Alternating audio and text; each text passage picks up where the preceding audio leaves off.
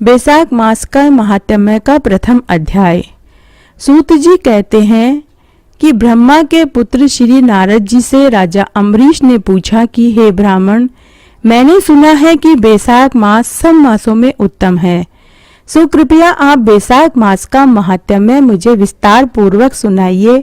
मेरी सुनने की बहुत इच्छा है। यह मास भगवान को क्यों अधिक प्यारा है? इस मास में क्या दान करना चाहिए और इसका क्या फल मिलता है? इस मास में कौन से कर्म करने योग्य हैं और उनको करने से कौन से देवता प्रसन्न होते हैं? भगवान विष्णु को कौन से कार्य व कौन सा दान प्रिय है?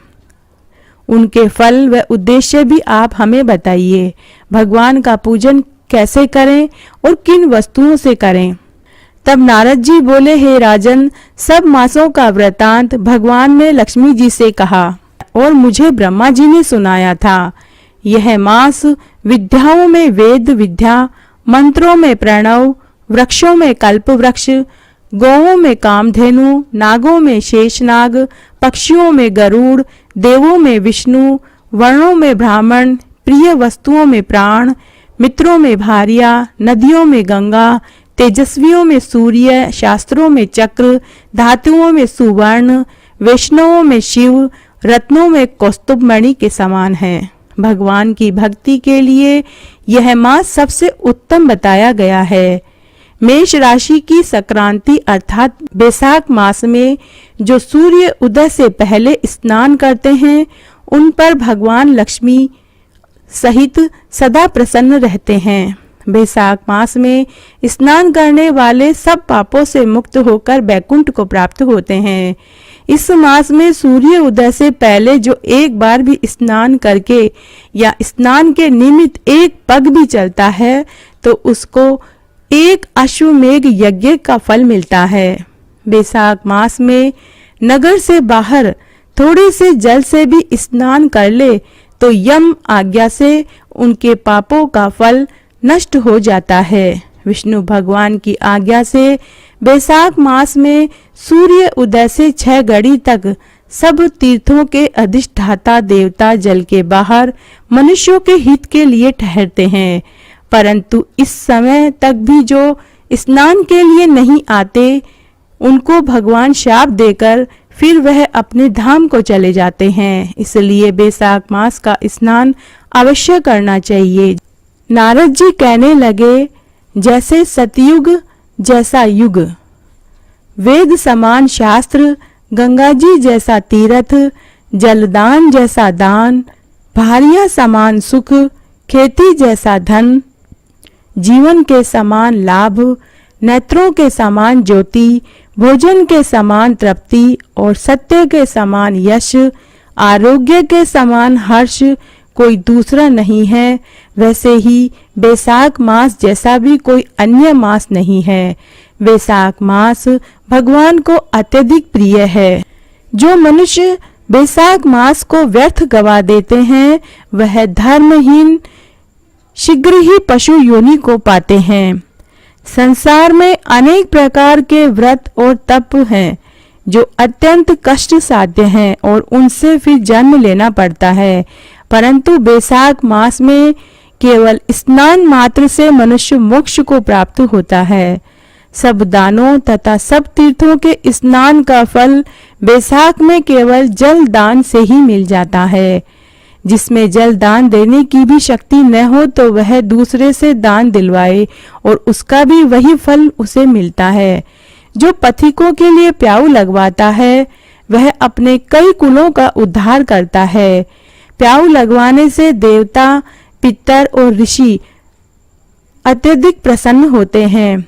जो जल की इच्छा हो तो जलदान, जो पवन की इच्छा हो तो पंखा बैसाख मास में जरूर दान देवें। जो प्यासे को जल पिलाता है उसे राजसूय यज्ञ जितना फल प्राप्त होता है। जो धूप और पसीने से व्याकुल ब्राह्मण को पंखे से हवा करता है वह सब पापों से रहित हो गरुड़ के समान हो जाता है और ब्राह्मण को पंखा दान न करने वाला अनेक प्रकार के दुखों से दुखी होकर मरने पर नरक का वास पाता है।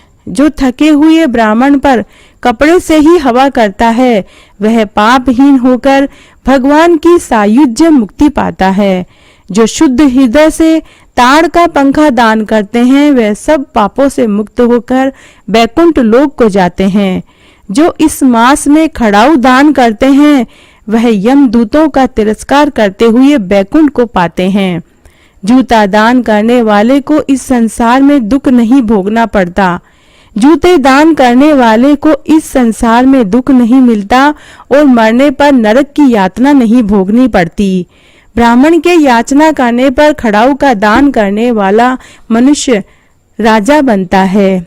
जो मार्ग में आश्रय के लिए घर बनाता है उसका फल ब्रह्मा जी भी वर्णन नहीं कर सकते। जो अतिथि ब्राह्मण को भोजन करावे और उसके फल का भी कोई विस्तार नहीं। अन्न दान पाने वाला अपने माता पिता को भी भूलकर दानी ही को अपना सर्वस्व मानता है।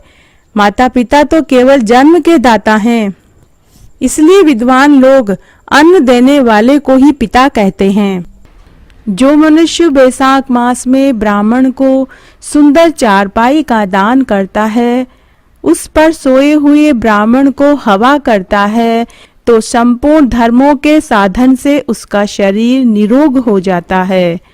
वह योगियों से भी दुर्लभ मोक्ष पद को प्राप्त करता है। उसके पाप ऐसे ही जल जाते हैं जैसे अग्नि के स्पर्श से कपूर जल जाता है। जो मनुष्य बैसाख मास में पलंग दान करता है और उस पलंग पर ब्राह्मण के सोने से जीवन के जाने अनजाने में किए गए सभी पाप नष्ट हो जाते हैं। वह इस जन्म में सुखों को भोगता है, उसके कुल की वृद्धि होती है, यश धैर्य सुख समृद्धि बढ़ती है, उसके कुल में कोई अधर्मी नहीं रह जाता। वह संसार के भोगों को भोग कर मरने के पश्चात बैकुंठ को प्राप्त होता है, विष्णु लोक को पाता है। जो बैसाख मास में ब्राह्मण को सुंदर तकिया दान करता है उसके सभी पाप नष्ट हो जाते हैं। तकिए के बिना मनुष्य जैसे सुख पूर्वक सो नहीं सकता और पृथ्वी का राज्य भोगता हुआ 7 जन्मों तक सुखी धर्मपरायण तथा विजयी रहकर अपने 7 कुलों सहित मोक्ष को पाता है। जो बैसाख मास में चटाई दान करता है, जैसे जल में पड़ी हुई वह भीगती नहीं, जल से अलग रहती है, वैसे ही वह मनुष्य चटाई दान करने के पश्चात संसार के सब धर्मों से अलग रहता है। चटाई और आसन दान करने वाला मनुष्य आसन और शैया पर बैठकर सुख भोगता है। जो पुष्प और कुमकुम का दान करता है वह सार्वभौम राजा बनता है। जो जल से भीगी हुई चंपा तथा कुश का दान करता है वह सब पापों से दूर होकर सर्व सुख देवताओं के अनुसार मरने के पश्चात मोक्ष को पाता है। जो मेष संक्रांति में केतकी और मलिका का दान करता है वह भगवान की आज्ञा से मोक्ष पद को प्राप्त करता है। जो सुपारी सुगंधित द्रव्य तथा नारियल का दान करता है वह 7 जन्म तक ब्राह्मण के घर जन्म लेकर 7 कुलों सहित विष्णु लोक को प्राप्त करता है। जो ब्राह्मण के विश्राम के लिए मंडप बनाकर देता है उसको अनंत गुना फल मिलता है। जो मनुष्य ब्राह्मण के घर पर छाया बनवाकर बालू गिरवा देता है और बैसाख मास में प्याऊ लगवा देता है वह स्वर्ग का अधिकारी होता है। जो रास्ते में बाग तालाब कुआं बावड़ी प्याऊ धर्मशाला अस्पताल स्कूल आदि खुलवाते हैं वह मनुष्य धर्म पुत्र के समान कहलाता है। उत्तम शास्त्रों का सुनाना तीर्थ यात्रा जलदान सत्संग कीर्तन हवन अन्नदान जलदान बैसाख मास में करता है वह मनुष्य बड़भागी माना जाता है। जो मनुष्य बैसाख मास में पीपल का वृक्ष लगवाता है तो मानो उसने एक आज्ञाकारी पुत्र पैदा किया हो जैसा माना जाता है। ऐसी संतान देवताओं को भी दुर्लभ है। जिनके संतान न हो उनको इन सब में से एक काम अवश्य करना चाहिए। नारद जी कहते हैं कि बैसाख मास में शरीर में तेल लगाना, दिन में सोना, कांसे के बर्तन में भोजन करना, दोबारा भोजन करना, खाट पर सोना, घर में स्नान करना, यह सभी कार्य वर्जित हैं। बैसाख मास में दोपहर के समय थके हुए ब्राह्मण के अगर कोई मनुष्य पैर दबाता है तो उसे उन सभी व्रतों का लाभ मिलता है जो उसने अपने जीवन काल में नहीं किए हैं। जो दोपहर में आए हुए थके ब्राह्मण को सुंदर आसन देकर उसके पैर दबाता है, उसे गंगा आदि सभी तीर्थों के स्नान का फल वह पाता है। बैसाख मास में जो स्नान नहीं करता और कमल पत्र पर भोजन नहीं करता, वह पहले गधे की योनि को प्राप्त होता है और फिर खच्चर की योनि को प्राप्त होता है। मनुष्य रोगहीन और मोटा ताजा होकर भी बैसाख मास में स्नान नहीं करता, वह मरने पर चांडाल की योनि को पाता है। बैसाख मास की संक्रांति के दिन जो बाहर जाकर किसी तीर्थ पर स्नान नहीं करता, वह 100 जन्म तक कुत्ते की योनि पाता है। बैसाख मास में अन्न दान और जल दान न करने से वह मनुष्य दुखों से मुक्त कभी नहीं हो पाता, वह 7 जन्मों तक दुख भोगता है। बैसाख मास में नदी में स्नान करके भगवान विष्णु का ध्यान करने से तो उस मनुष्य के 3 जन्मों में किए हुए सभी पाप नष्ट हो जाते हैं। उसके कुल का उद्धार होता है और उसके ऊपर उसके पितर हमेशा खुश रहते हैं और भरपूर आशीर्वाद देते हैं। बैसाख मास में प्रातः काल समुद्र में गिरने वाली नदियों में स्नान करने से 7 जन्मों के पाप नष्ट हो जाते हैं और उषा काल में सप्त गंगा में स्नान करने से करोड़ों जन्मों के पाप नष्ट हो जाते हैं। जानवी, वृद्धगंगा, कालिंदी, यमुना, सरस्वती, कावेरी, नर्मदा, त्रिवेणी, यह सप्त गंगा है। बैसाख मास में बहते हुए जल में मंजन करने से सारे जन्म के किए हुए पाप और पूरे जन्म में जो उसने झूठ बोला है वे सभी धुल जाते हैं। बैसाख मास में बावड़ी के थोड़े से जल में भी स्नान कर ले तो उसका बड़ा सा बड़ा पाप भी नष्ट हो जाता है। वहां पर गंगा आदि सब तीर्थों का निवास होता है। दूध से उत्तम दही, दही से उत्तम है घी। वैसे ही सब मासों में कार्तिक, कार्तिक से माघ और माघ से बैसाख मास उत्तम बताया गया है। दरिद्री तथा पराधीन को जो भी थोड़ी सी भी वस्तु जल, कंद मूल, फल, गुड़, छाछ आदि मिल जाए वही उसे दान कर देना चाहिए। दान न करने से दरिद्रता आती है और दरिद्रता से मनुष्य पापी बनता है और पाप से वह नरक का भोगी बनता है। इसलिए मनुष्य को अपनी श्रद्धा अनुसार, सामर्थ्य अनुसार बैसाख मास में दान अवश्य करना चाहिए।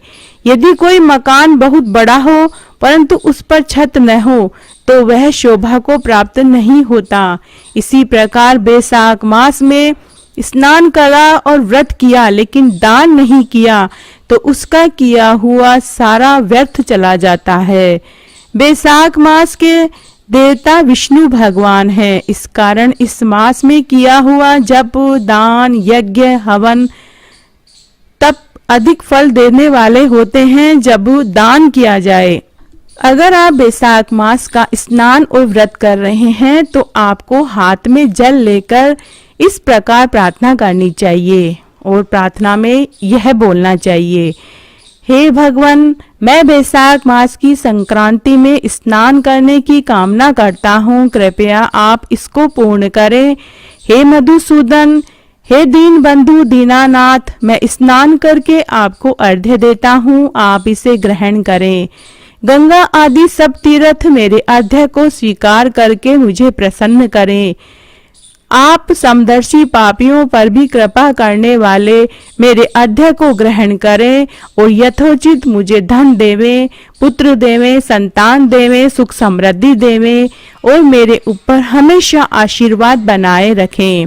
इस प्रकार अध्यय देकर, स्नान करके, वस्त्र पहनकर अपना नित्य नियम करें और बैसाख मास में उत्पन्न होने वाले फूलों से भगवान का पूजन करें, कथा सुने, महात्म्य सुने।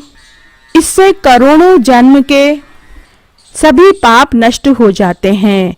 जो मनुष्य बैसाख मास में तुलसी दल से भगवान का पूजन करते हैं, वह सार्वभौम राजा होकर अनेक जन्मों तक सुख भोगता है। इससे करने से उसके कुल का उद्धार होता है, उसके पितर उसके ऊपर खुश होते हैं और अपना आशीर्वाद बनाए रखते हैं। नारद जी कहने लगे कि हे राजन, वैशाख मास सब धर्मों, तपों और मासों में श्रेष्ठ है। यह मैं तुमसे कहता हूँ। जब युग समाप्त हो जाता है और प्रलय काल में भगवान अनेक से एक होकर सब जीवों को अपने उदर में समेटकर समुद्र में शयन करते हैं, तब इस प्रकार कल्प के बीतने पर वेद भगवान को जगाते हैं और भगवान अपने उदर में स्थित सभी जीवों की रक्षा करते हैं तथा उन्हें अपने अपने कर्मों का फल देने के लिए सृष्टि के रचने का विचार करते हैं। तो उनकी नाभि से त्रिलोकी का आधार रूप सुवर्ण में कमल उत्पन्न होता है। उस कमल के विराट रूप ब्रह्मा जी उत्पन्न हुए। फिर सत, रज और तम उत्पन्न हुए और गुण, प्रकृति, मर्यादा तथा भुवनों के स्वामी रचे गए।